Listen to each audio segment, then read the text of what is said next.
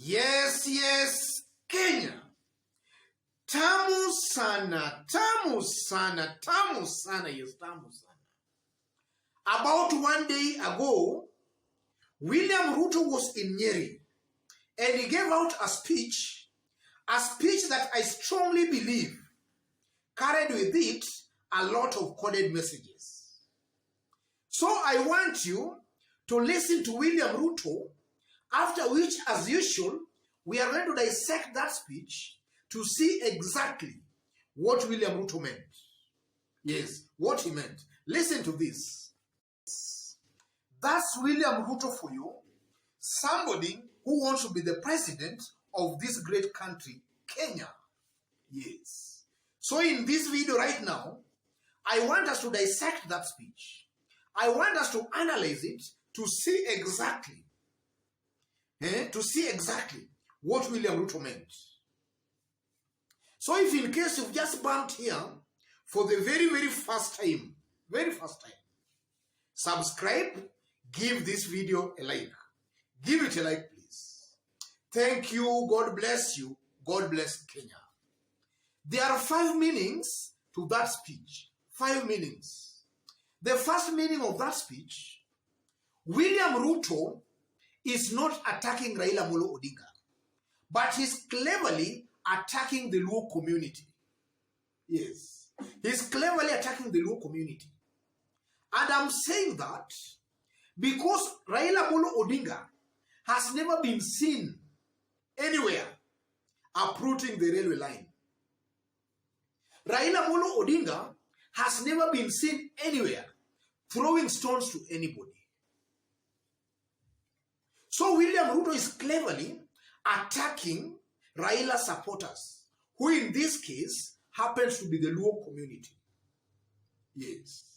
He's cleverly attacking the Luo community, but disguising his attacks to appear that he's attacking Raila Amolo Odinga. Yes.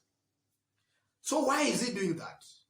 He's just doing that to exploit the kind of division or hatred that previously existed between the Luo community and the Kikuyu community. William Ruto wants to use that kind, or rather such kind of divisions, maybe to endear himself to the residents of Mount Kenya. It's that simple, ladies and gentlemen. Yes. The second meaning, Ruto is an inciter and not fit to lead this great country. He should be held responsible for this kind of a hate speech. And in this YouTube channel, ladies and gentlemen, I've always maintained, and I still repeat it today, that William Ruto is an inciter. From the way he talks, he comes out as an inciter. Somebody who wants to pit communities against communities in order to acquire power. And listening to that speech very keenly and very carefully, that's exactly what William Ruto is trying to do. He's trying to incite Luos against the Kikuyus. It's that simple. And then the third meaning, yes, Ruto from that speech again has also proved, or he has come out from that speech as a loose talker. A loose talker. A loose talker. Is constantly chiding and abusing his competitors who he does not maybe plan on working with. He does not have the political tone. He appears more personal than just politics. Listening to William Ruto talk, he is always coming out as very angrily, and the tone he normally uses is not political, but some kind of personal disagreement. He talks as if he has got some kind of a personal disagreement with somebody and not really politics. So to William Ruto's advisors and handlers, train our brother William Ruto on how to talk politics.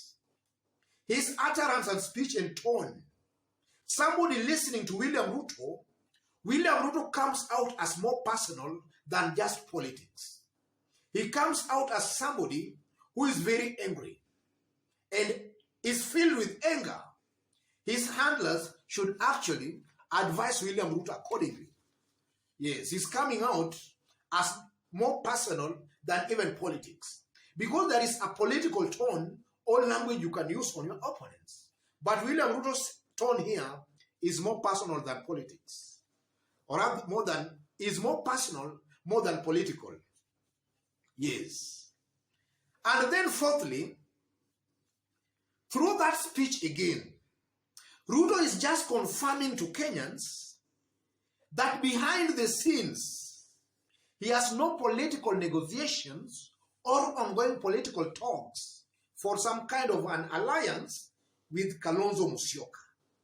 Because for him to attack Kalonzo Musyoka, there is just an indication that from behind the scenes, they are not in some kind of political talks for a political coalition. Why is he not attacking Musalia Mudavadi? Why is he only attacking Raila and Kalonzo? He seems to be in some kind of talks, behind the scene talks, with Musalia Mudavadi, but not Raila or Kalonzo Musyoka. That also comes out very, very clearly, because even from Musalia Mudavadi's body language, the way he has been talking recently, he's showing very clear signals and very strong signals that he might be holding brief for William Ruto. Some few days ago, the president was in Nakuru where he warned young leaders to go slow a bit. The following day, Musalia Mudavadi was attacking the president and defending maybe William Ruto or young leaders the president was referring to. And also listening to Cleophas Malala talk. Cleophas Malala, from the way he's talking, his main business is to abuse Raila Amolo Odinga, but you will hardly hear Cleophas Malala attacking William Ruto. And as things stand today, Cleophas Malala is Musalia Mudavadi's closest political ally and defender. Those also just proves that Musalia Mudavadi's team and William Ruto's team, they might be in some talks behind the scenes. Yeah. And William Ruto, from that speech, also just proves that. He's attacking Raila, he's attacking Kalonzo, but he's not touching on Musalia Mudavadi. An indication that he's not in talks with Raila Odinga, Kalonzo Musyoka, but he might be in some talks with Musalia Mudavadi. Finally, Ruto and Tanga, they have just refused to move on. They are hanging onto old and tired strategies that have been used before and that might not be very appealing to the mountain as of today. Yes. You know, previously, you had just to mention Raila's name in bad light on the mountain and you could just be elected. But courtesy to the handshake, such kind of a Raila phobia is fast dying on the mountain. It's very, very fast dying out on the mountain. That Raila phobia on the mountain is fading away. But William Ruto and his Tanga, they seem to be still holding on to such kind of old politics that you have to abuse Raila Amolo Odinga on the mountain to get votes. Ruto and his team have not realized that maybe that phobia is slowly fading away. That only proves, ladies and gentlemen, that William Ruto and his team, they have no other strategy. They have nothing to tell to the residents of Mount Kenya. Their main agenda in business is just Raila Amolo Odinga. It's just Raila Amolo Odinga. In the absence of Raila Amolo Odinga, then they have no idea to sell to the people, or rather to residents of the mountain. But I'm seeing a situation where, as we head towards 2022 election, and I'm saying this with a lot of confidence, we might find William Ruto and his team not only irrelevant on the mountain, but also across the country.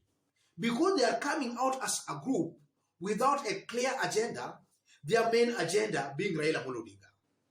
Yes. So I just don't know what they'll be telling Kenyans in the days to come. Because from the look of things, studying politics on the mountain, Raila is steadily rising on the mountain as William Ruto declines on the mountain. So if Ruto and his team are holding on to Raila phobia, then it simply means they are soon going to be irrelevant on the mountain. Yes.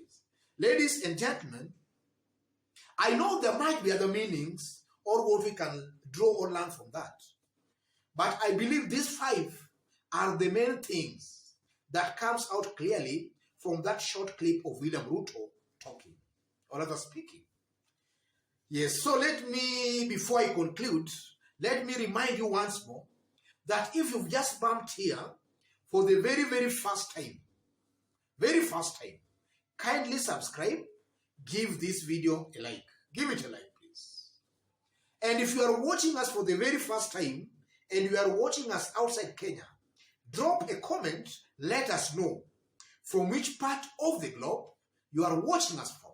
Drop a comment, please. And if you have not yet subscribed, subscribe. And also, if possible, give this video a like. And to our fans and subscribers here, I'm very, very much humbled for the kind of support you're giving me here by constantly giving our videos likes, constantly dropping your comments. God bless you. God bless Kenya.